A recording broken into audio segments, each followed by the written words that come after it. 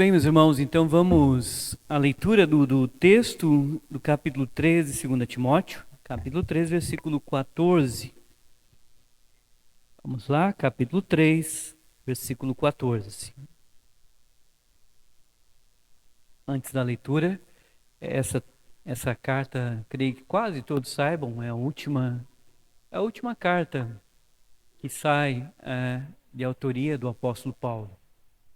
Paulo escreveu 13 cartas e esta é a última carta. Tá?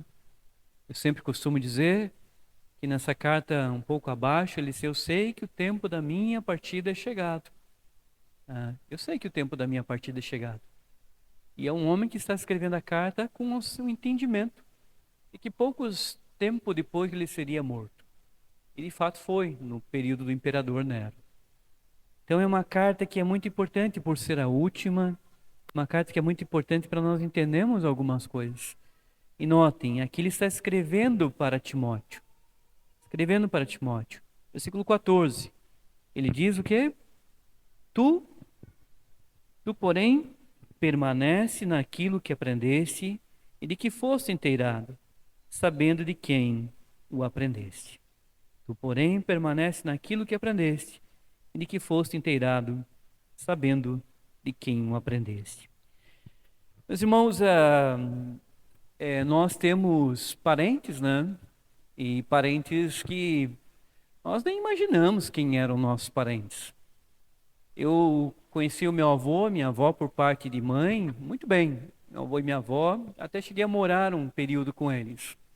Mas meus avós por parte de pai, eu vi a minha avó paterna apenas uma vez na vida. Apenas uma vez só. Rapidamente eu a vi, e depois nunca mais a vi. Meu avô já era falecido quando eu conheci a minha avó paterna. Mas eu também lembro da minha bisavó, ainda muito pequenino, quando nós fomos para o velório dela. Eu lembro de uns eucaliptos, era um cemitério no meio de uns eucaliptos. Eu deveria ter uns 4, 5 anos de idade. E eu lembro eu olhando assim para aqueles eucaliptos grandes e alguns túmulos assim. Mas eu não lembro de ninguém lá que estava lá. Sei que meu avô estava, minha mãe provavelmente estava também. E sei como nós a chamávamos, vó Vivi, a avó Vivi. Mas era minha bisavó. Mas eu não sei quem era a mãe dela. E eu não sei quem era a mãe da mãe dela. E quando vai para trás, eu não sei mais nada. Eu fico perdido em relação aos meus parentes. De onde eles vieram, quem eles eram, o que faziam. Por exemplo, será que eu tive um parente famoso? Pouco importa. Será que eu tive um parente que foi um criminoso famoso? Nós não sabemos. Porque nosso olhar para trás, o olhar para trás nosso em relação aos nossos parentes é um olhar muito curto. É um olhar muito curto. Talvez se eu for perguntar para algum de vocês assim, quais são os seus 4 bisavós? Quais são os seus 4 bisavós? O nome deles? Bisavós. Ansano, Benedita, Miguel. Não, mas aí, Miguel e Maria são os bisavós. Eles sabiam os 4. Mas nós sabemos quais eram os nossos 4 bisavós. O que eu quero dizer com isso? Que o nosso olhar é muito curto. Ele é um olhar muito curto. E nós repetimos isso também em relação à igreja. Nós também temos um olhar muito curto. Porque praticamente nós conhecemos o que nós estamos tendo agora como igreja. Nós conhecemos um pouquinho ali para trás, alguns anos para trás. Por exemplo, a nossa história de igreja. Mas para trás daquele período que nós vivemos como igreja, nós já não sabemos. Por exemplo, o que estava acontecendo com a igreja em 1950? Como é que estava a igreja aqui no Brasil no período, na entrada dos anos 1900? Como é que estava a igreja aqui no Brasil nos anos 1800? Como é que estava a igreja no mundo por volta de 1600? Veja, 1600, tinha algum protestante no Brasil? Ou será que só tinha um português e não tinha nenhum protestante? E mais para trás ainda, 1200, 1100, 900, 700, 500. Onde estava a igreja nos anos 500 depois de Cristo? 300, 200, aí 100. E entre 100 e o ano 1, aí nós temos, de novo, nós sabemos bastante coisa. Porque é o que nós temos na Bíblia, justamente dos escritos, do livro de Atos, as cartas de Paulo, então nós sabemos ali. Mas nós costumamos dar um salto do início da igreja para o que nós estamos vivendo hoje. Então isso acaba fazendo o que com a nossa visão de igreja? Acaba fazendo com que nós tenhamos uma visão de igreja como? Que tipo de visão é essa? Quando eu tenho um salto lá do primeiro século, praticamente para agora, o que eu acabo fazendo? Como é que eu acabo entendendo a igreja? Alguém tem alguma ideia de como seria esse entendimento de igreja com esse salto? Pode falar agora. Não vou falar o tempo todo. Quem quiser também perguntar, pode ir perguntando. Alguém tem ideia de que tipo de formação a gente faz de mentalidade de igreja? Vocês acham que é uma mentalidade boa ou ela tem alguns problemas por essa visão que ela é espaçada em relação à igreja? Por acaso nós temos que também conhecer toda a igreja, todo o tempo também? Não, não é assim. Mas quando nós conhecemos a história, quando nós observamos a história, nós aprendemos com a história. Nós aprendemos com os desafios, com os problemas, com as soluções, com a igreja batalhando naquele período. E é isso que nós vamos fazer nas palestras. Nós vamos tentar olhar para alguns períodos da história da igreja e entender um pouco a história da igreja. Pelo menos um pouquinho da história da igreja. Entender, porque eu entendendo a igreja desses anos, o que nós fazemos? Nós conseguimos fazer uma interpretação melhor do nosso tempo. Por que nós somos assim? Por que nós chegamos assim? Por que nós somos dessa maneira? E algumas coisas nós vamos poder observar. Vamos ao texto, apenas versículo 14. Paulo fala a Timóteo: tu, porém, permanece naquilo que aprendeste. Tu, porém, permanece naquilo que aprendeste. Uma vez usei uma ilustração na igreja, mais ou menos essa ideia. Permanecer não é uma coisa fácil, ainda mais na fé. Eu dei o exemplo na igreja de uma corda de aço sobre o Grand Canyon. Veio que quase todos já viram o Grand Canyon, que é um buraco enorme. Ou vamos imaginar que pegasse a Serra do Rio do Rastro e fizesse uma corda de um lado ao outro da Serra do Rio do Rastro, bem esticada. E alguém te desse aquela vara que o equilibrista vai, e dissesse: olha, você precisa permanecer sobre essa corda de aço. E não somente permanecer, você precisa chegar lá no fim equilibrado. Então a pessoa que recebe isso, ela sabe que ela tem um grande desafio. Qual é o desafio? É começar a dar os primeiros passos e conseguir chegar ao outro lado equilibrada, sem pender para a direita, sem pender para a esquerda. E a igreja sempre é um desafio. Sempre é um desafio.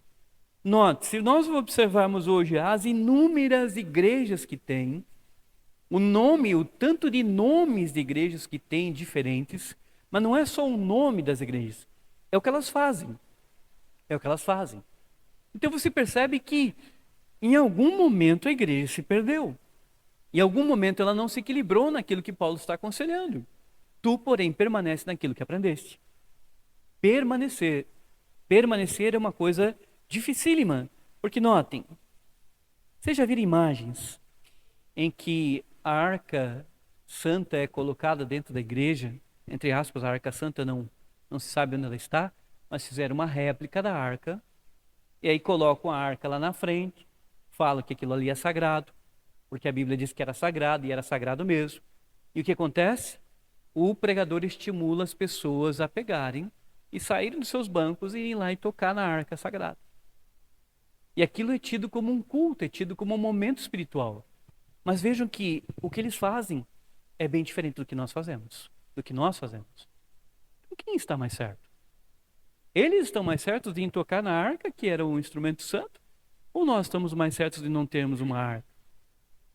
Ou se você pegar e observar a igreja, o catolicismo cheio de imagens lá na igreja, por acaso eles estão mais certos ou estão mais errados do que nós? Quem é que se desviou daquilo que é para permanecer? Eles se desviaram mais, nós talvez nos desviamos porque abandonamos o culto aos ídolos. Quem é que se desviou? Em algum momento tem que ter uma resposta uma resposta para isso. E notem, tu, porém, permanece naquilo que aprendeste. Paulo aconselhando na sua última carta. É a última carta. Percebam que Paulo, meus irmãos, ele é um gigante da doutrina bíblica teológica ensinada na igreja.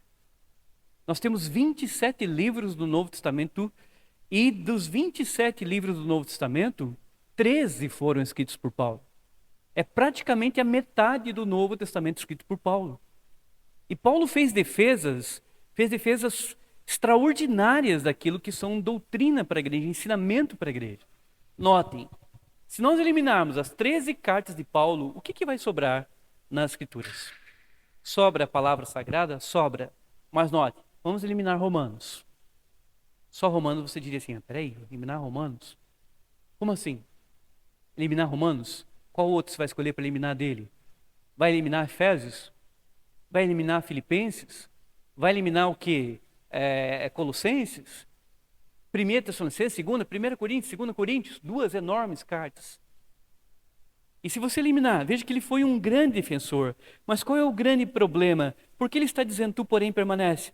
Porque está chegando a hora do farol dele se apagar. Está chegando a hora da vela que ele ainda segura, a tocha que ele segura acesa, de defender a verdade se apagar. Ele está morrendo. Ele está morrendo. Ele e o apóstolo Pedro morreram praticamente no mesmo ano. O imperador Nero mandou decapitar um, mandou decapitar o outro. Na verdade, Pedro não foi decapitado, foi morto na cruz, né, de ponta cabeça, mas foi mandado ser morto pelo imperador Nero. Então, tanto Paulo quanto Pedro eram colunas da defesa e estavam morrendo. O que ele está fazendo então? Aconselhando que os mais jovens permaneçam naquilo que aprenderam. Porque a única coisa que você consegue fazer quando você está encerrando a sua carreira é isso. Você não vai mais estar ali. Você não vai mais conviver com a igreja. E você sabe que está na hora de ser recolhido. Então o que você faz nessa hora? Você precisa dizer para os mais jovens, olha, é preciso seguir em frente, permanecendo naquilo que nós aprendemos.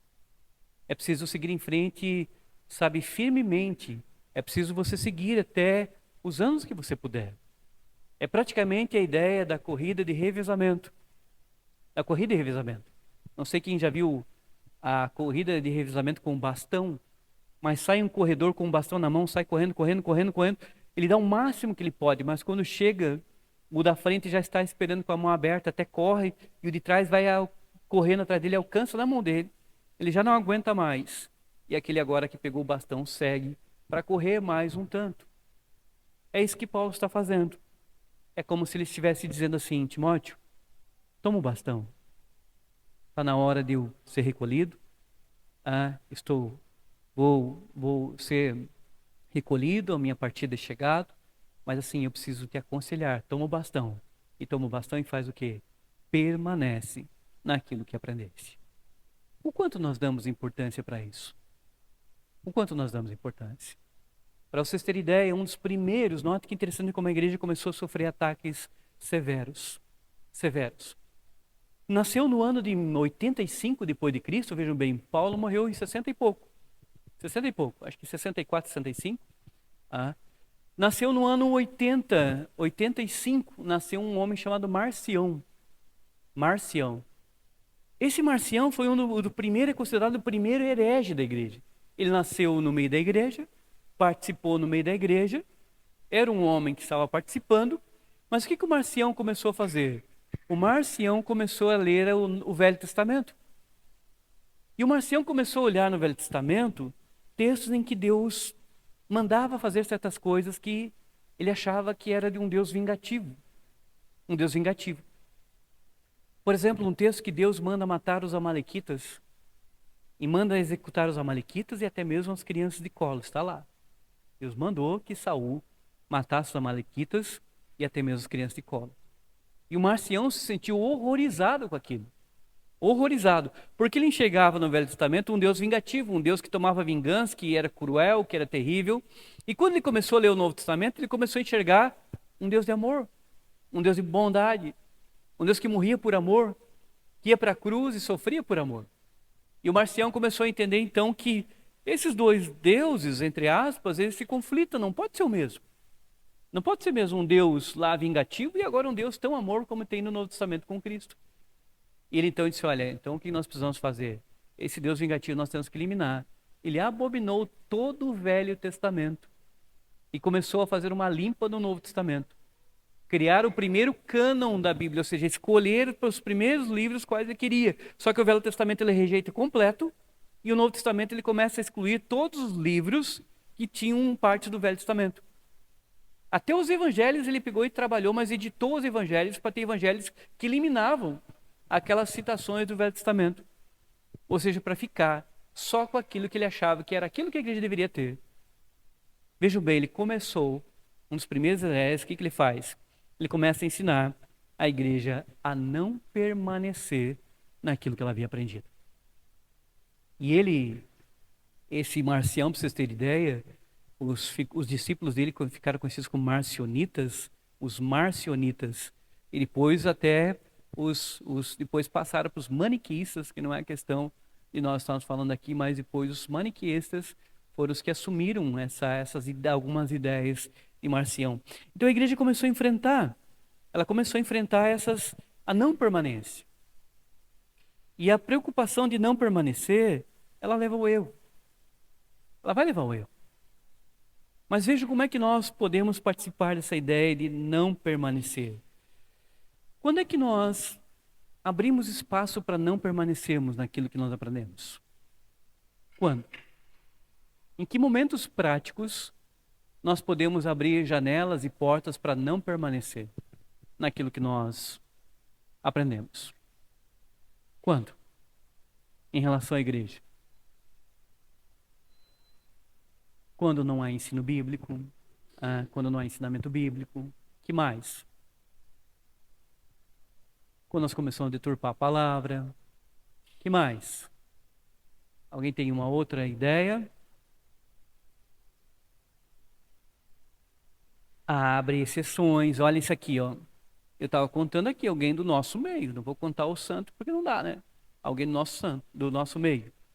Mas alguém chegou para mim, já não está mais entre nós, já foi assunto aos céus, né? Eu não estou brincando e não morreu, né? Mas a pessoa chegou para mim e falou assim, olha, pastor, esse negócio de pregar sobre pecado durante a semana, durante o domingo, não é uma coisa tão interessante. Vejam bem, as pessoas elas já ficam aí sofrendo semana, tendo que dar um duro danado na semana, ali batalhar na semana e sabe, dar ali, passar a semana sofrida.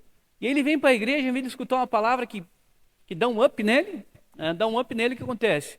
Ele vai escutar sobre pecado? Qual é a proposta da pessoa então? O que eu vou falar no domingo então?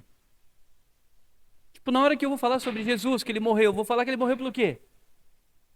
Vou falar que ele morreu para um exemplo de uma morte legal? Como é que funciona isso? Como é que faz isso? Quando eu falo sobre depravação total, eu falo que depravação total, como é que eu faço com o pecado? Se eu sigo aquela ideia, aquele conselho, entre aspas, e faço isso, que tipo de sermão eu vou fazer? É justamente o sermão que é essa ideia. Não fica aí falando de pecado, vamos falar de uma outra coisa. Vamos falar de uma outra coisa o quê? Não, irmãos, semana Deus vai abrir portas, vai abençoar todos vocês. Deus tem portas, tem promessas, tem bênçãos, vai derramar bênçãos, promessas e tudo mais. Vamos crer, vamos orar aqui com fé, vamos dar 7 voltas em volta da onde nós queremos, vamos decretar, vamos fazer isso, mas não tem nada a ver com pecado, nada a ver com ensinamentos bíblicos. Foi esse o conselho que ela me deu. É óbvio que eu não segui o exemplo e nem o que ela queria que eu fizesse. Talvez essa seja uma razão das quais ela não simpatiza muito com aquilo que eu penso. Agora, eu vou ficar abrindo exceções e abrindo para a igreja fazer isso, então eu prefiro, como eles preferem, ir embora de ficar numa igreja em que a gente tem que falar o que agrada ao povo, agrada as pessoas. Então, ser fiel e permanecer não é tão legal, não é tão atraente, né? Você precisa permanecer, precisa ser firme. Né? Então, Marcião foi um dos primeiros, e a igreja então começa a sofrer ataques. E é justamente nesses ataques, vejam bem, eu estou falando de Marcião, que nasceu em 65, E sabe quando é que esse sujeito morreu? Ele nasceu em 85 e morreu no ano 160. Alguém faz uma matemática rápida aí? Com quantos anos ele morreu? Não? 85 para 75 anos. 75 anos. Vamos imaginar que o Marcião começou a incomodar aos 30 e poucos. Olha quanto tempo ele começou a incomodar no meio da igreja, começar a ensinar errado. E o pior de tudo é que ele começou a fazer discípulos. Ele começou a levar discípulos. E a igreja então começa a se desviar. E a igreja vai indo e começa a surgir muitos. Nós vamos agora saltar já onde é o meu ponto para falar um pouquinho ali, que é já no período de 300, nos anos 300. Por que esses anos são tão importantes para a igreja? Preste atenção, meus irmãos.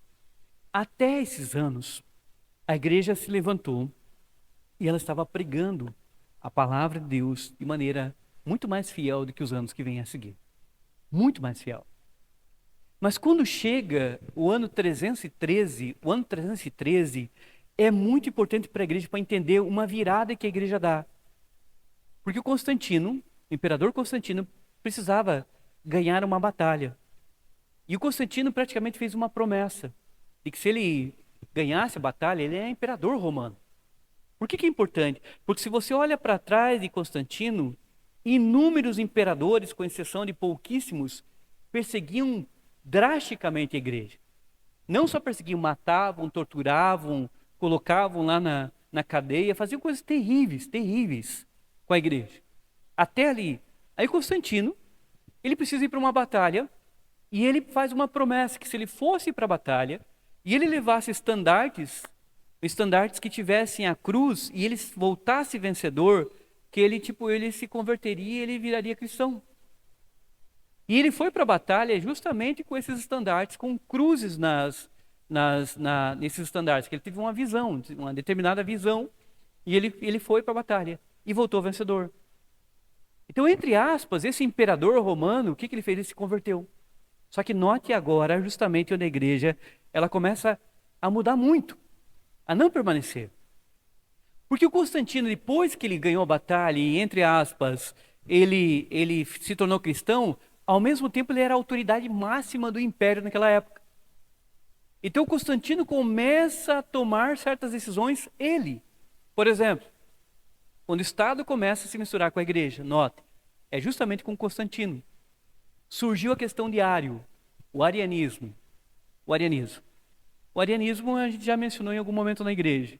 O arianismo o Ário era um diácono da igreja, ele participava da igreja, era um diácono, mas o Ário começou a espalhar no meio da igreja, com o outro, conversando com o outro, falando assim, olha, eu acho que Jesus, ele foi criado pelo Deus Pai. Ele não é Deus, assim como Deus Pai é. Ele é Deus, mas não é bem assim, ele é um Deus criado. Então, em algum momento Deus criou Jesus. Então ele é o primeiro que foi criado. Nós fomos criados, os cachorros foram criados, as vacas foram criadas, as árvores foram criadas, mas Jesus foi o primeiro criado. Então, antes de todas as coisas, quem é o primeiro que foi criado? Foi Jesus. Então, Ário começou a entender que o primeiro que foi criado foi Jesus. E Ário começa a entender que o que Jesus não tem que faz parte da pessoa de Deus? Eternidade. E se eu digo que ele não tem eternidade, o que ele não é? Ele não pode ser Deus assim como o Pai. Note. Então, Ário começou, e isso, note que interessante, o Ário fazia parte da igreja. No começo, o líder da igreja de Alexandria, era no Egito, de Alexandria, o líder da igreja não se preocupou. Porque o Ário começou com um tititi assim, ele foi com um, conversou com outro, e aquele burburinho dele no começo, assim, parecia que não ia ter muito efeito. Dali a pouco, um abraçou a doutrina, começou a enxergar que Jesus não era Deus. Aí foi para outro, o outro abraçou. Quando o líder da igreja viu, estava dividida a igreja. E ele não somente isso, as doutrinas de Ário começaram a se alastrar para outras igrejas.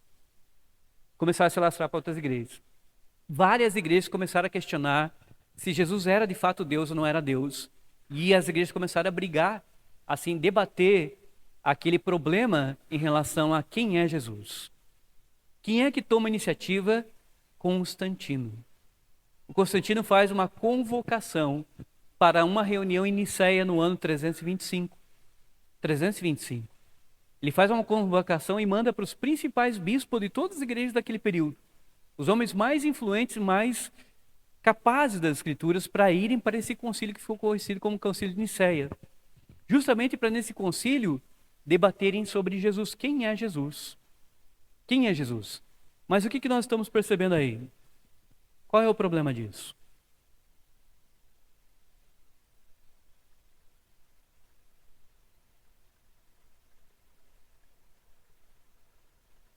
Olha, não foi a igreja que tomou a iniciativa da convocação.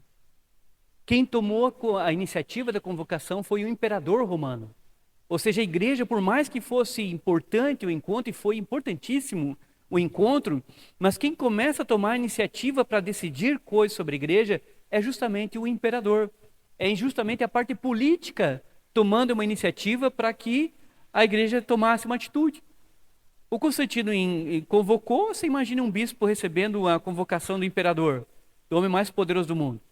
E reuniu-se em Nicéia, hoje atual Turquia, reuniram cerca de 300 bispos. 300 bispos. Nesses 300 bispos que se reuniram lá, eles foram discutir sobre quem era Jesus. Quem era Jesus?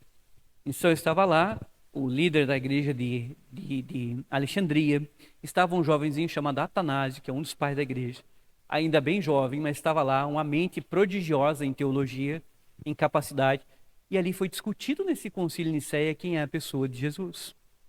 Quem é a pessoa de Jesus? E no concílio eles começam a discutir, usando textos, e lendo textos, e debatendo, e olhando um texto, olhando o outro. Por exemplo, um texto que foi usado e foi lido, primeiro capítulo 1, versículo 1 de João. O que diz no primeiro versículo de João? No princípio era o verbo estava com Deus, e o verbo era Deus. Então eles usaram esse texto, e o verbo era Deus, mostrando que Jesus é Deus. Mas o que significa no princípio? Eles tiveram que discutir essa palavra. O que significa no princípio? No princípio é quando Deus começa a criação ou é ainda mais para trás? Porque se ele significa que é só o início da criação, o que o Ario poderia dizer? Que ele foi criado, porque ali no início da criação ele já existia, ele já era Deus. Mas não significa que ele eternamente ele era Deus. Qual versículo você usaria para combater o Ario em relação a essa questão da eternidade? Qual? João 17. O que diz? O que diz? Diz o que tem lá no versículo? Qual versículo vocês usariam? Mas é Colossenses, um dos Colossenses que Ario justamente pegou, que ele é o primogênito da criação. É um dos principais livros que o Ario pegou para a defesa dele. Capítulo 1, ele pegou o capítulo 1. Mas, claro, que a gente vai olhar no contexto, mas estou pedindo para pegar um texto que combata bem isso. Qual o texto?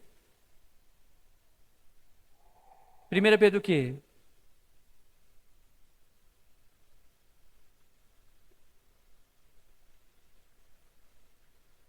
Mas só diz que o Cordeiro foi conhecido antes. Não está dizendo que ele é Deus desde toda a eternidade. Isso mostra que o plano de fato é eterno e já era conhecido antes da própria fundação, mas não diz que o Cordeiro é eterno. Olha o problema. Ó. Vocês imaginem no meio de uma igreja inteira falando isso e o cara tentando ventilar. O que acontece? Quando as heresias nascem, o que acontece? Se eu tivesse aqui fazendo um discurso que Jesus não é Deus, qual seria a atitude da igreja? A igreja teria que rebater esse ensinamento. Mas como é que a igreja rebate esse ensinamento? Com textos bíblicos. E eu acabei de fazer um questionamento, e o que nós estamos descobrindo? Que nós estamos com dificuldade para achar um texto para defender a eternidade de Jesus. E se eu tivesse o Ario aqui, ventilando toda semana, assim, com um com o outro, falando assim no ouvido para um para outro, o que iria acontecer? Daqui a pouco alguém abraçaria, ou alguém com a mente mais fraca abraçaria, é verdade, nem pensei nisso. Acho que ele, de fato, ele não é Deus, ele foi criado. Alguém tem algum outro versículo? Mas não era João? O que aconteceu com João? Não, eu quero saber o que aconteceu com João. Por que você mudou de João para Salmos? Talvez não seja, ó. Então tu tá me dizendo que se eu fosse alguém lá tivesse buzinando, você ia tentar defender com João, eu já não conseguiria. Aí o que acontece? Saltou para Salmos. O que diz Salmos? Ah,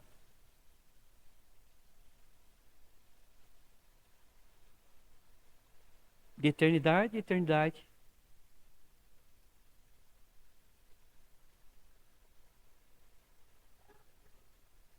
Mas está falando que Jesus é Deus, eternidade, eternidade? Mas é que são um, mas diz nesse salmo que eles são um? Ah, mas aqui o quê? Olha que interessante, ó. Mas criados por intermédio dele após a criação dele, é justamente a figura de Ário. Note que interessante. Eu estou citando um ponto das heresias que entraram, que é preciso defender com o texto.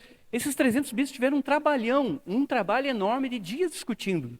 Justamente para fazer o quê? Para permanecer naquilo que eles aprenderam e foram inteirados. Foram inteirados. Esse é o trabalho da igreja. Só que se nós não damos valor para a teologia, para o ensino teológico na igreja, bíblico-teológico, a igreja sucumbe. Talvez se eu estivesse falando de um assunto específico aqui que nós gostamos, note que interessante. Eu sei que alguns de vocês gostam de... Eu já vou passar para o Samuel e depois para a Andy, acho que foram os dois que levantaram a mão. Ah, já vou passar. Mas se nós estivéssemos falando aqui sobre assuntos, olha aqui. Vamos conversar sobre filmes. Filmes. Eu tenho certeza que no meio de nós tem alguns que gostam muito de falar de filmes. Não é? Quando se fala de filme, alguns gostam de falar bastante, gostam de assistir filmes. Mas alguns não gostam. Quando nós não gostamos, o que nós fazemos com o assunto? Descarta. O que você faz? Deixa eu lhe perguntar. Quando nós estamos numa rodinha, 5 ou 6, estamos ali na rodinha, e alguém puxa assunto sobre filmes, mas você não gosta. Você está sentado na rodinha, o que você faz? Hã? Alguns saem, alguns vão tomar água. Hã? Toma água e não volta mais. Por que você foi tomar água e não voltou mais? Porque não gosta daquele assunto. Não é obrigado a gostar. Futebol. Vários homens gostam de futebol, mas alguns homens não gostam de futebol. Não há problema nenhum. Problema nenhum. Então, de novo na rodinha, está conversando sobre Bíblia, sobre tudo. Aí, daqui a pouco, futebol. Ah, você viu o jogo de fulano com ciclano? Por exemplo, vocês conseguem apontar aqui quem é que mais gosta de futebol na igreja? Vocês conseguem dizer quem é a figura que mais gosta de futebol? Consegue? Consegue treinar? Quem é? Olha lá, ó. Vai falar sobre futebol, ele gosta. Agora, quem não gosta, o que faz na hora que começa a falar sobre futebol? Da mesma maneira, ou fica quieto, ou vai saindo de lado. Mas o grande problema é o seguinte: filmes, futebol, cinema, literatura, qualquer assunto específico, qualquer um pode gostar e o outro não. Mas quando se trata de teologia e ensinamento bíblico-teológico, a igreja não é chamada a um gostar e outro não gostar. A igreja é chamada a todo mundo caminhar junto, claro, nos seus níveis diferentes de aprendizado. Mas a igreja é chamada a caminhar junto para fazer uma defesa, para permanecer naquilo que aprendeu. É por isso tanto, como diz a Bíblia, tanto coachar de pensamentos por aí. A gente vê numa falando uma coisa, no outro falando outra, no outro falando outra, falando outra. E onde está a verdade? É porque existem poucos batalhando pela verdade, lutando pela verdade como nós vimos esses períodos. Esses períodos. Samuel, depois eu volto para a gente trabalhar mais um pouco e fazer o fechamento.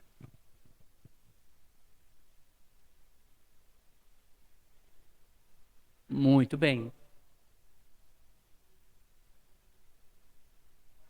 Ó, esse é um baita texto.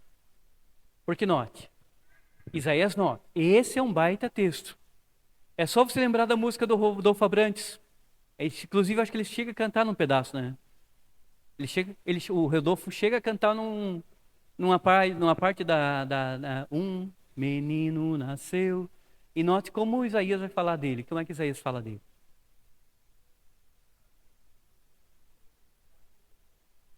Ó, Pai eterno, Pai da eternidade.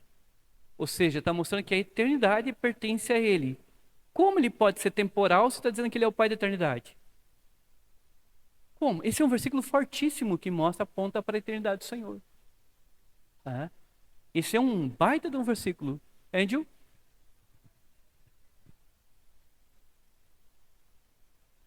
O qual versículo?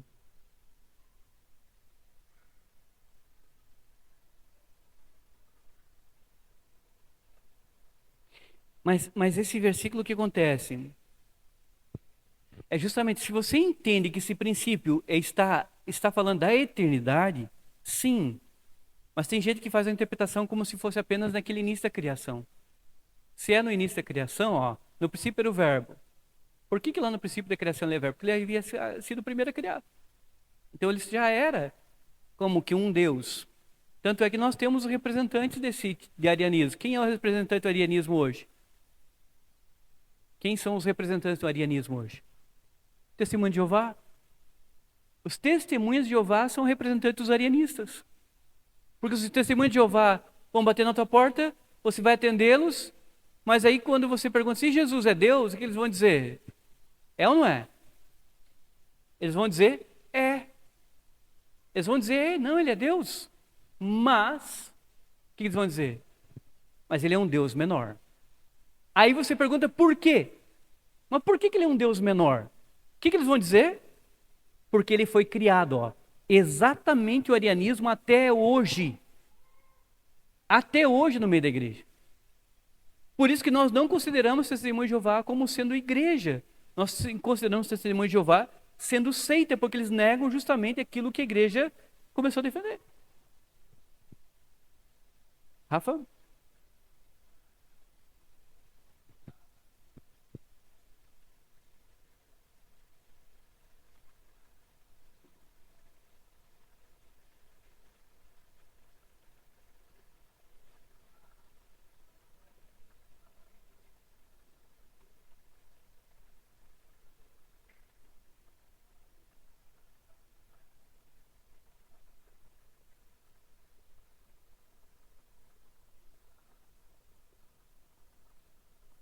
Não, tem como. Exatamente. Exatamente. Exatamente. E veja aqui, a gente chama de passapanistas, no final do Concílio de Nicéia, quando eles terminaram, o que eles analisaram? Vários, por dias e dias e dias e dias, vários textos, estudando. No final, eles declararam Ário sendo um herege. E todos aqueles que seguissem o ensino de Ário, o que fizesse? Que fosse considerado sobre maldição, sobre anátema. E colocaram lá, no final da declaração deles, que todos aqueles que permanecessem no ensinamento diário, tentassem permanecer na igreja no ensinamento diário, que fossem considerados malditos, ou seja, não tinha meio termo. E outra coisa, fossem excomungados da igreja. O Ário foi excomungado da igreja. Passou um tempinho, sabe o que o Ário fez? O Ário foi conversar com quem? Com Constantino. Com Constantino. E foi lá porque o Ário era muito amigo do Constantino. O pai do Ário era muito amigo do Constantino. Chegou lá e conversou com o Constantino, assim, assim. O pessoal me colocou lá para fora, não sei o quê. Babá. O Constantino, não, pode deixar que eu resolvo. Fez claro que não era por WhatsApp nem por ligação, mas mandou cartas para a igreja disse, olha, vocês recebam o Ário novamente aí. Estou decidindo aqui. A igreja teve que, à força, receber Ário de volta para o meio dela, sem mudança nenhuma naquilo que ele cria. Qual é o resultado? O resultado é que a igreja continua a ser atacada. Atacada por falso ensinamento. Ou seja, você você tem aquela velha doutrina, uma doutrina demoníaca, e ela começa a retornou ao meio da igreja. E é justamente onde surgem os chamados pais da igreja. Que são os homens que são levantados custando até a vida deles. Custando a vida, o conforto, família, para fazer defesas contundentes daquilo que eles criam. É justamente onde nasce um dos grandes famosos pais da igreja, Atanásio, que foi jovem para o Concílio de Nicéia, mas ele percebe que a igreja está sendo atacada. E atacada com uma doutrina que era muito importante para a igreja. A doutrina de quem é Cristo. Então ele começa a fazer defesa de quem é a pessoa de Cristo. Rafa?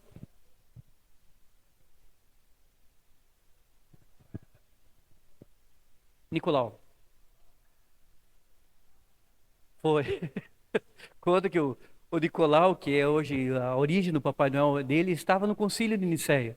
Ah, e daí o Ario estava lá, ele enfiou a mão na cara do Ario. Ah. Outra que conta que o Atanásio, o Atanásio está participando, e eles estão debaixo de um local lá, coberto. E o Atanásio chega para ele e fala assim: olha, eu vou sair daqui.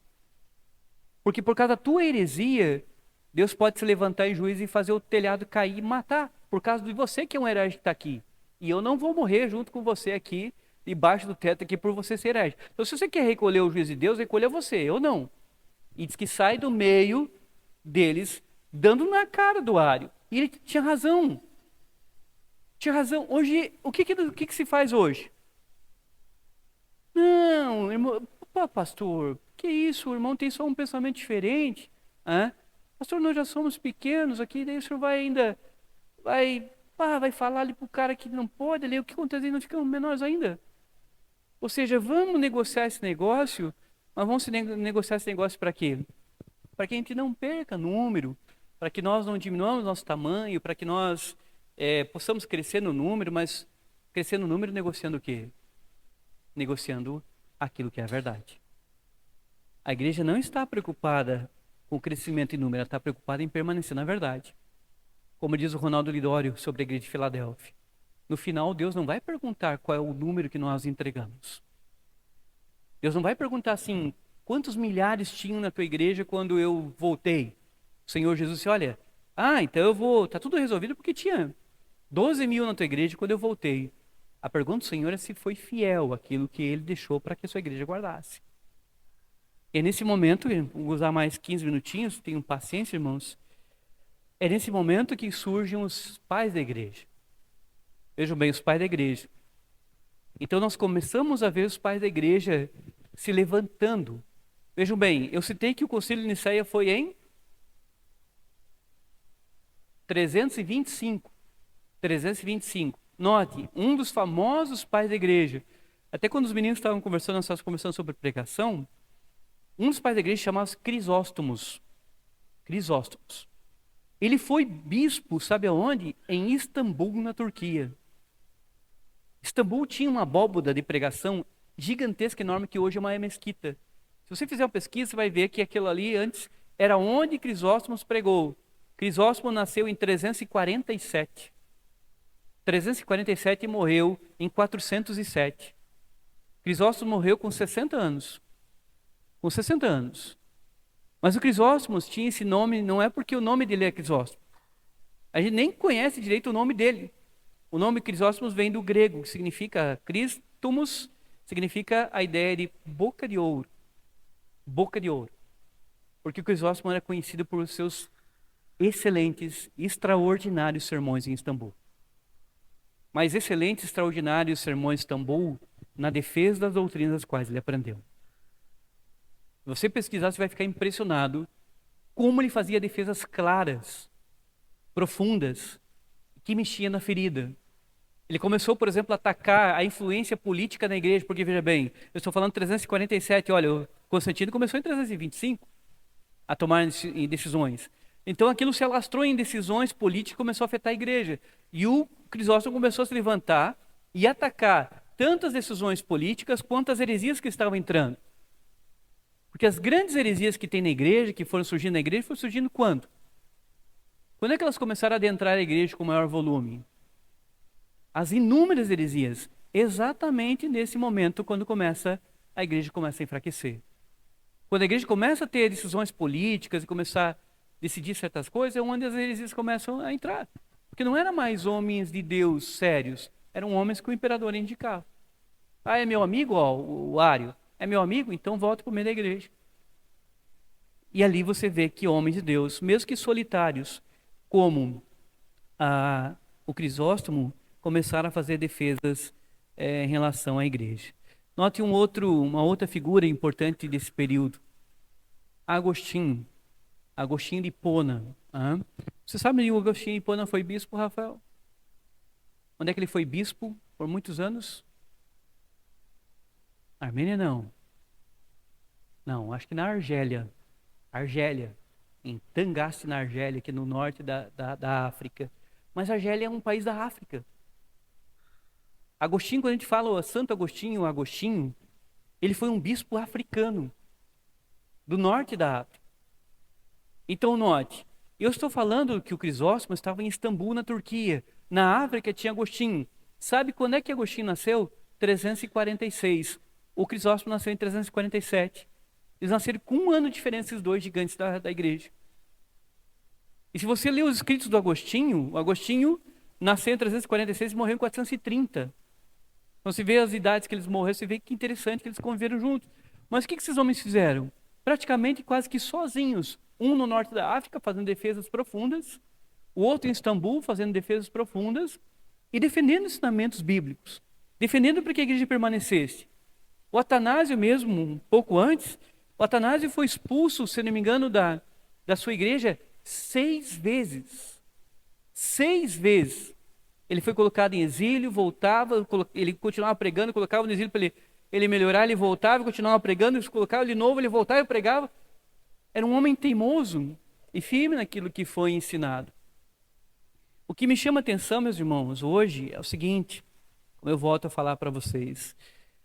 Nós podemos não gostar de futebol, mas biblicamente é de suma importância que todos os homens e mulheres da igreja gostem do ensinamento bíblico teológico. Nós não podemos se interessar por um assunto. Olha que interessante, a gente fala um assunto, a gente levanta a cabeça e acende, mas se outros assuntos, isso aí não importa. O que importa então? O que importa para a igreja? Se eu desse o microfone aqui para todos vocês poderem falar no assunto, qual assunto você vai falar então? Vamos falar sobre o quê? É que, pastor, o senhor tem que falar, e concordo, o senhor tem que falar do marido. Ah, tem que falar do marido. Por que você quer que eu fale do marido? Por quê? Você já percebeu a origem? Por que você quer que eu fique falando do marido aqui e descendo a lenha no sermão do marido? Por quê? Ah, pastor, porque meu marido. Ah, então é outra coisa. Mas não vai, sabe como é que o seu marido, a sua mulher vai ter mudança, diferença? Sabe como? Porque você vai precisar mostrar para ele, por meio do texto de Paulo, que o marido deve amar a esposa como Cristo amou a igreja. Como Cristo doou-se para a igreja. Mas o seu marido não vai entender qual é esse papel se ele não entender como Cristo amou a sua igreja. Então a minha explicação para ele é explicar como Cristo amou a igreja, que ele vai entender. Não é ficar colocando chapéu na cabeça do outro. O que eu vou ter que fazer é ensinar os evangelhos, mostrar como Cristo amou a sua igreja, trabalhou para a sua igreja, e depois quando eu ler aquele versículo, o seu marido vai dizer, pá, puxa vida, eu entendi. Não é ficar mandando indiretas daqui para dizer, ó, fulano, ciclano, beltrano, tem que fazer isso, fazer aquilo. Não é. Mas é justamente num assunto bíblico, teológico, para que ele possa compreender qual é o papel da mulher, o papel do homem, através do entendimento. Claro que nos assuntos práticos a gente pode trabalhar isso, mas sempre vai ter que ter fundamento bíblico, para que nós possamos sempre permanecer. Acho que para a introdução tá bom. Alguma pergunta, alguma colocação final para que a gente possa caminhar aqui para o fechamento? Fique à vontade, alguma consideração, alguma fala, alguma lembrança. Eu citei aí, dos pais da igreja, citei o Crisóstomo, citei também o Atanásio, citei o Agostinho. Tem o Gregório de Nazianzo, é um outro pai da igreja, Gregório de Nazianzo. Você vai ler sobre Gregório de Nazianzo, você vai ver que como esses homens defenderam o ensino bíblico teológico, qual foi a defesa deles. Alguma pergunta, colocação?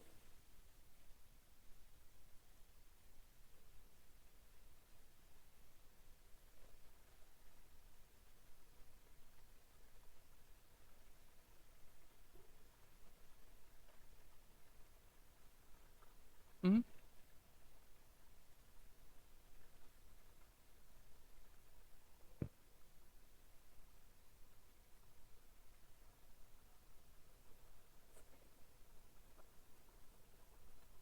Tomara aqui.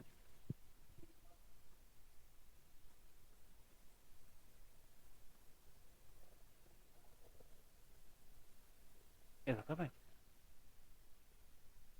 Mas por que eles preferem Tomás de Aquino?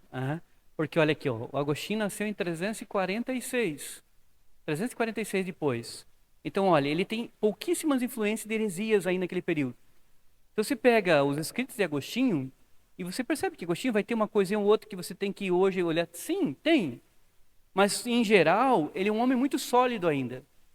Quando você pega Tomás de Aquino, quando é que Tomás de Aquino surge? 1375, acho que por ali, 1325, alguma coisa assim. Acho que tem uns 5 no meio ali. Mas ele tem cerca de 1000 anos depois do Agostinho. Então você tem o Tomás de Aquino influenciado por inúmeras heresias que já vêm, pensamentos católicos que vêm. Tanto é que, note, só para fechar aqui, ó, um livro que surgiu um pouco antes do Tomás de Aquino é a Divina Comédia. A Divina Comédia surgiu um pouquinho antes. A Divina Comédia é extremamente católico livro. Mostra justamente o pensamento católico, a influência católica do período em relação à ideia dos lugares que se existam, do céu, inferno e purgatório. Então as influências dele estão muito, por isso que ele prefere mais o Tomás de Aquino. Tomás de Aquino é muito mais católico, e muito mais, o pensamento dele está muito mais influenciado pelos pensamentos catolicistas. O Agostinho não. O Agostinho está num período ainda que a igreja começou aquele bem no início, a gotícula assim, de desvios mais profundos da fé. Aqui, depois, se não tiver mais ninguém, nós vamos encerrar.